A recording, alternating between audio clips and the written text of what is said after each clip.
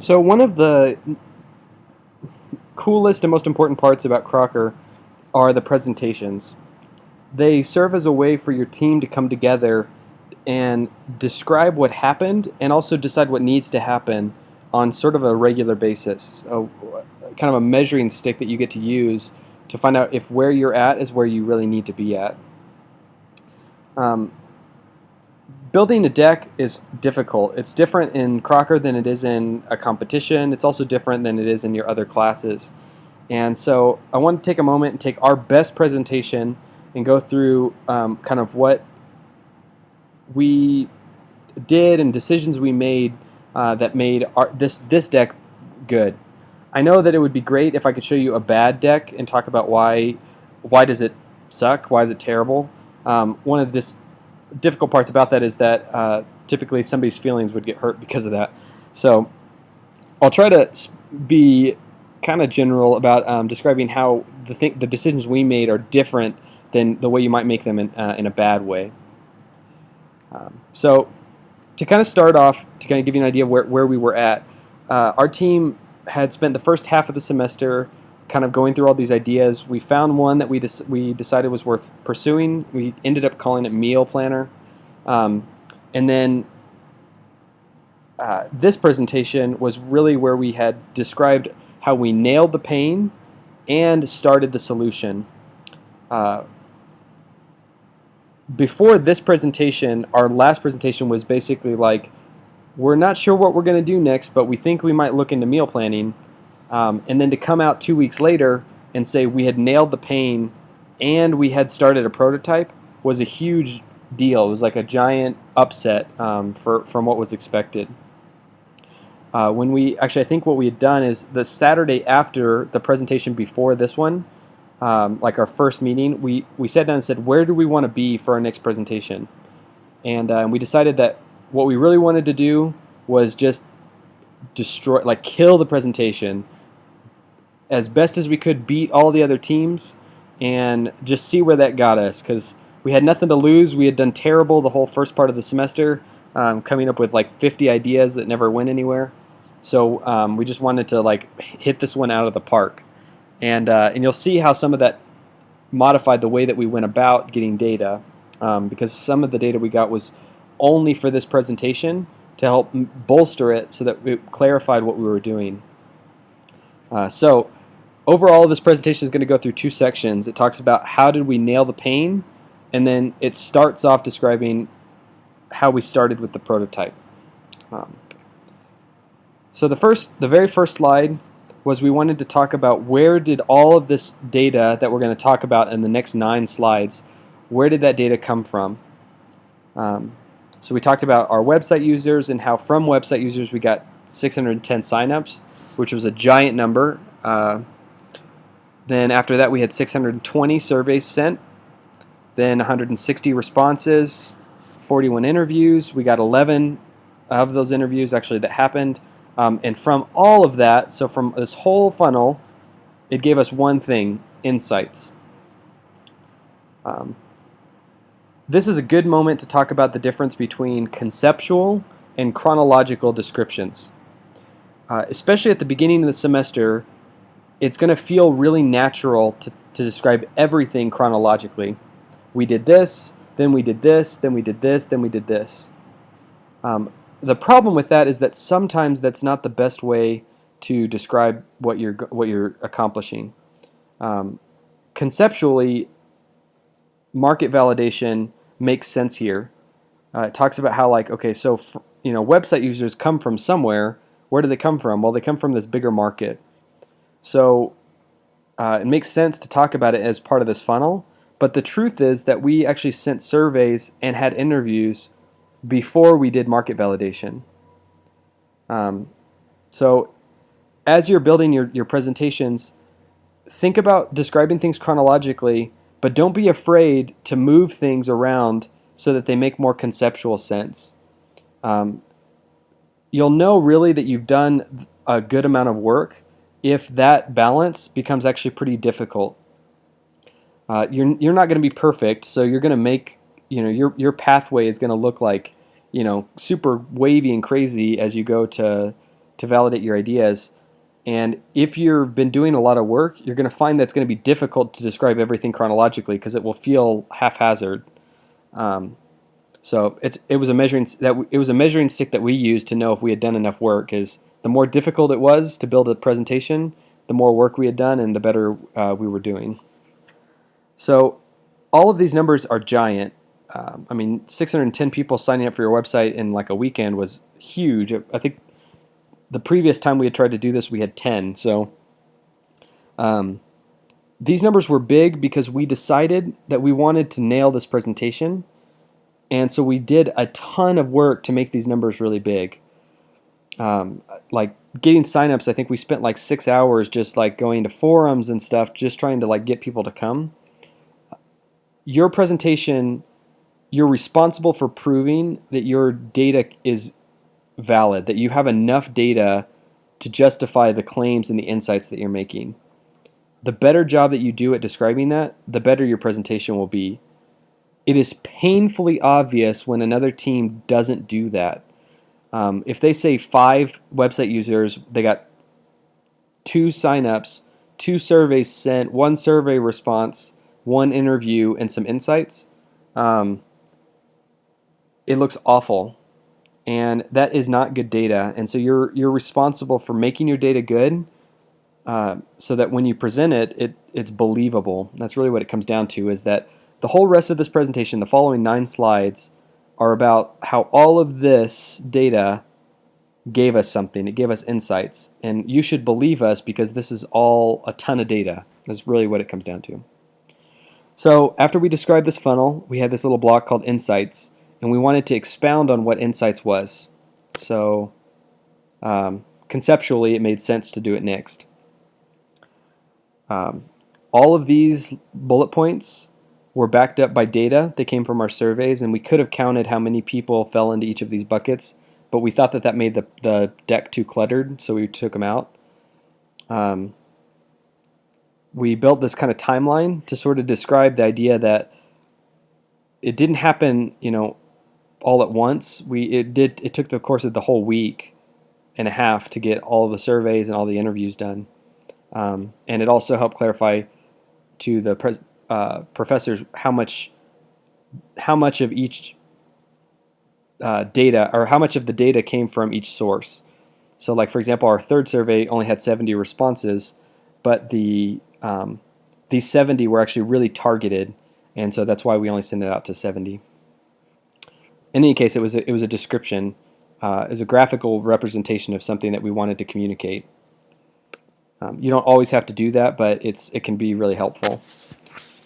So after our insights, we wanted to talk about what our insights told us about the pain, and we decided to summarize that in a pyramid, because conceptually, that there was this top pain, and then there were root pains that went down further and further until you got to the most subparticle level pain.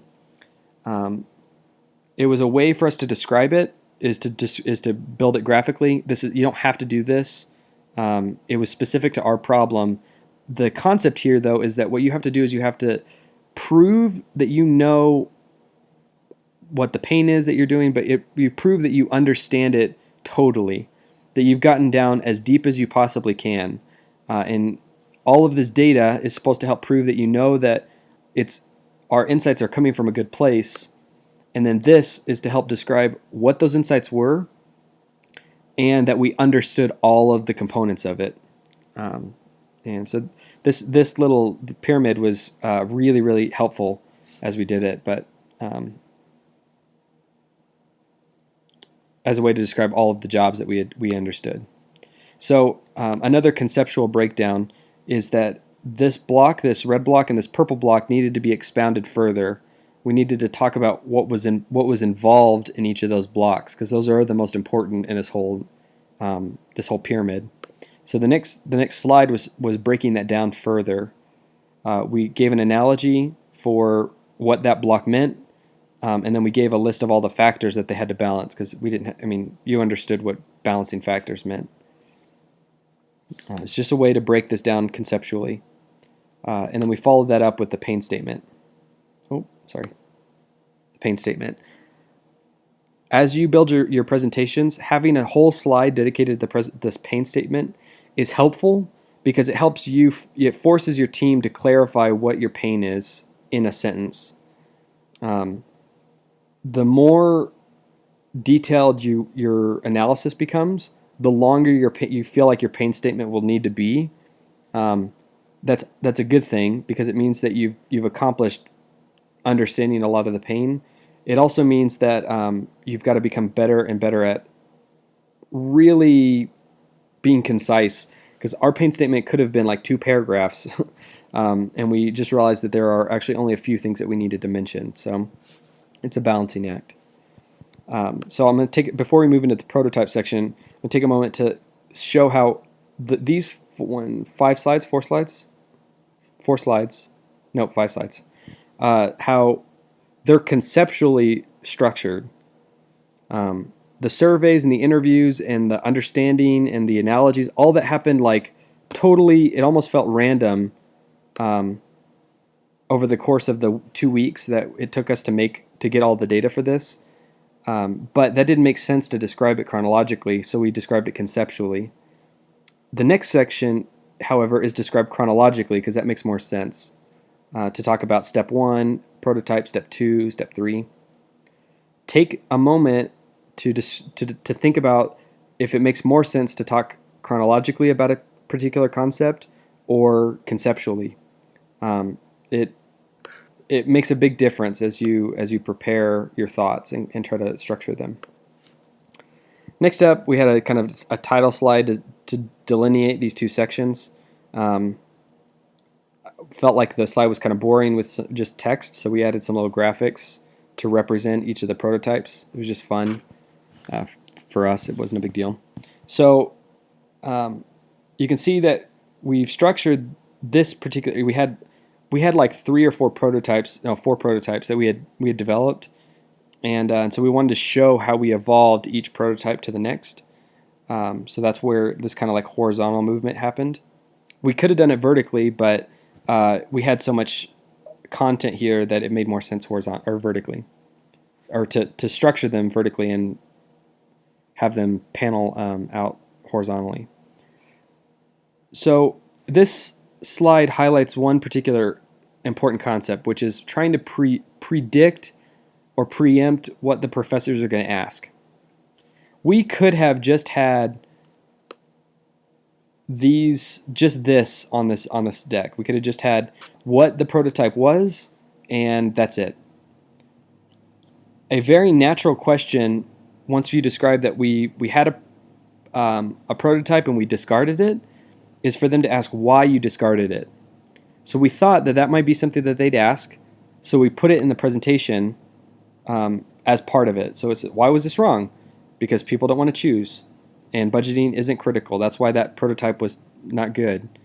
Then we added a what we learned as a way to help tie, like, so we had to move from prototype 1 to prototype 2. Well, something from prototype 1 made its way into prototype 2. What was that something?